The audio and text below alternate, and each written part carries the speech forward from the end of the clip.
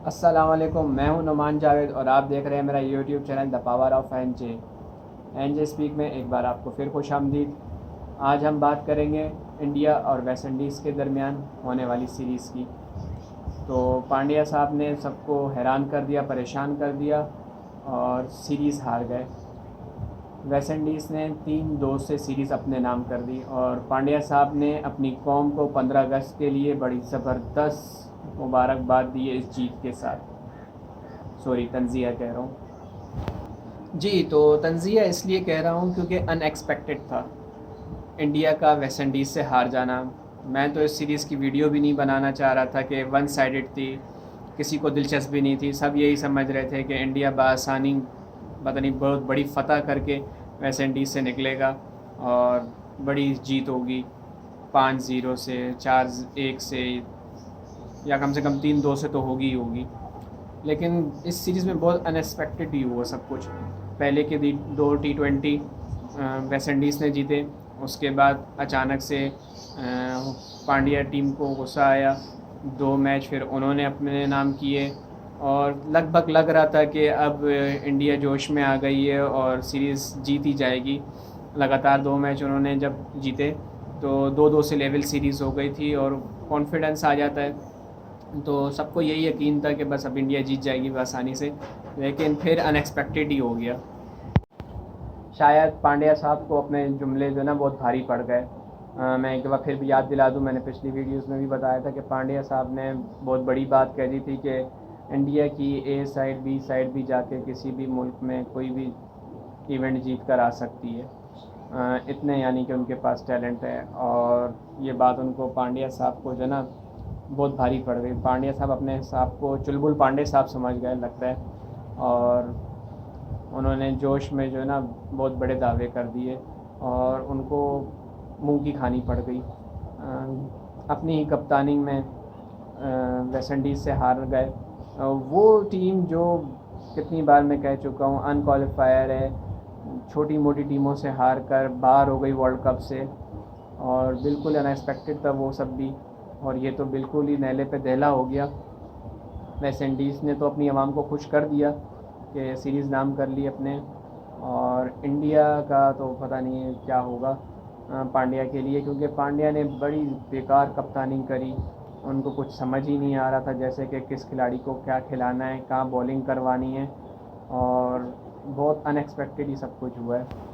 बहुत बुरी कप्तानी करी पांड्या ने, उन्हें कुछ समझ ही नहीं आया, ख़ासकर बॉलर्स के बारे में कि किसको कब इस्तेमाल करना है, कौन सा बॉलर उनको कहाँ विकेट दिला सकता है, कहाँ पर वो डॉट बॉल्स करा सकता है, कहाँ पर प्रेशर बना सकता है। इस हवाले के कुछ उनको समझ में नहीं आया। और बात करते हैं फिर मैच के लिहाज से। इंडिया ने पहले बैटिंग करते हुए 165 रन्स बनाए, 9 खिलाड़ी आउट हुए, 20 ओवर खेले पूरे। और इंडिया की जानिब से सूर्या कुमार यादव ने 61 रन बनाए, 45 बॉलें खेली, अच्छा फॉर्म में आ गए थे और 165 रन अच्छा टारगेट था। उसके अलावा तिलक वर्मा 18 बॉलों पे 27 रन, ज़्यादा बड़ी इनिंग नहीं खेल सके और ये भी बड़ी अच्छी अपनी फॉर्म में थे, बड़ा ज़बरदस्त खेल रहे थे। उसके बाद हार्दिक पांड्या 18 बॉलों पे 14 रन, बहुत स्लो खेले। आपको यहाँ पर कप्तान वाली इनिंग खेलनी थी और बड़ा स्कोर बनाना था, 165 से ऊपर जाना था, लेकिन आउट हो गए, विकेट देकर चले गए और अच्छा ना खेल सके। और ज़रूरत थी टीम को, इन्होंने कोई कप्तानी वाला एक भी मैच नहीं खेला, ना बॉलिंग से ना बैटिंग से। उसकी कप्तानी में जैसे कि बात ही नहीं समझ में आई, वो अपने एटीट्यूड, अपनी अना से बाहर ही नहीं निकल सके।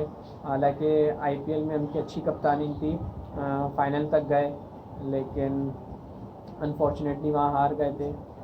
1 ओवर के गेम से फ़र्क पड़ गया बड़ा। जडेजा ने अच्छी इनिंग खेल के जिता दिया अपनी टीम को, सीएसके को। लेकिन उसको छोड़ते हैं, फिर यहाँ पर वापस आते हैं और वेस्ट इंडीज़ की जानिब से शेफर्ड ने 4 विकेटें ली और अकील हुसैन ने 2 खिलाड़ियों को आउट किया, 24 रन दिए, 4 ओवर कराए। और होल्डर ने 4 ओवर करा के 2 खिलाड़ी आउट किए, 36 रन दिए। बात करते हैं इंडियन प्लेयर्स की। शुभमन गिल एक बार फिर धोखा दे गए।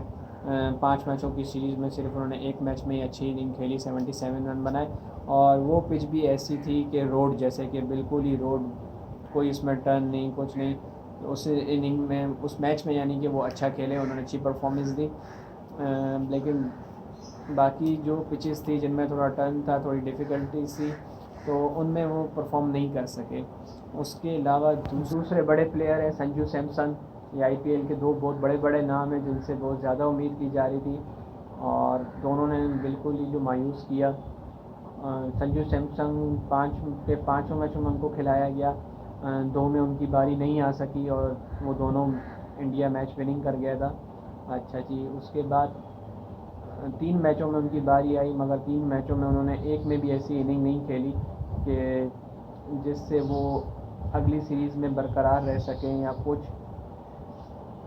उनको मौका मिला था बड़े अरसे बाद, और उनके लिए उनके फैंस ने बड़ी आवाज़ बुलंद करी कि उनके साथ नाइंसाफ़ी की जा रही है और उनको मौका नहीं दिया जा रहा। लेकिन अब जब मौका मिला तो उन्होंने सबको डिसअपॉइंट किया और उस उम्मीद पर खरा ना उतर सके जिस पे सबको उम्मीद थी कि वो अच्छा खेलेंगे, जिस तरह आईपीएल में खेलते हैं तेज़ और बड़ी इनिंगें, मगर ऐसा कुछ नहीं कर पाए वो। चलें फिर आगे बढ़ते हैं। 165 रन का टारगेट दिया वेस्ट इंडीज़ ने, जिसे बहुत आसानी से पूरा करा। पहली विकेट जल्दी मिल गई मायर्स की और वो जल्दी आउट हो गए, लेकिन ब्रेंडन किंग ने इस बार ज़बरदस्त इनिंग खेली अपनी टीम के लिए, और वो भी फॉर्म में नहीं थे, उन्होंने भी कोई ख़ास इतनी बड़ी इनिंग नहीं खेली थी। एक ही मैच में पिछले में 50 के करीब पहुँचे थे और बड़ा स्लो खेले थे, मगर वो जिससे टीम को कोई फ़ायदा नहीं हुआ था। लेकिन इसमें उन्होंने बड़ी इनिंग खेली और एंड तक मैच फिनिश करके निकले और 85 रन्स बनाए 55 बॉल्स पे। उनका साथ दिया पुरान ने, और पुरान ने भी बड़ी ज़बरदस्त इनिंग खेली। 35 बॉलों पे 47 रन बनाए, और उसके बाद और शाय हॉप ने 13 बॉलों पे 22 रन बनाए। इंडिया की जानिब से तिलक वर्मा ने 2 ओवर करा के 17 रन दे के एक खिलाड़ी को आउट किया। अर्शदीप ने 2 ओवर कराए 20 रन दिए, एक खिलाड़ी को आउट किया।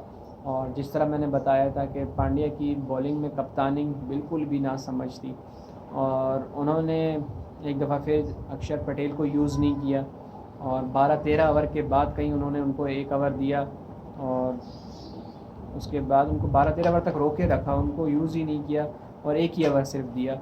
इसी तरह चहल पिटते गए और वो ओवर देते गए, उन्होंने पूरे 4 ओवर उनसे करवाए और 51 रन उन्होंने दिए और सबको एंड में यूज़ कर डाला, तिलक वर्मा, जायसवाल, ताकि जैसे कि अपने सर से हटाने वाली बात के कहीं कोई ये ना बोले कि भाई तुमने इसको यूँ नहीं यूज़ किया, उससे ओवर क्यों नहीं करवाए, जैसे कि सर से हटाने वाली कि भाई अब बोलो मैं किसको यूज़ करूँ, सबको ही दे डाला एंड में। तो मुबारक हो इंडिया को, 15 अगस्त का तोहफ़ा दिया पांड्या साहब ने आपको, और एंजॉय करें ऐसे। शुक्रिया। मेरे चैनल्स को लाइक, सब्सक्राइब और शेयर करना मत भूलिएगा। मज़ीद इन्फॉर्मेशन के लिए मेरे साथ जुड़े रहें। खुदा हाफिज़।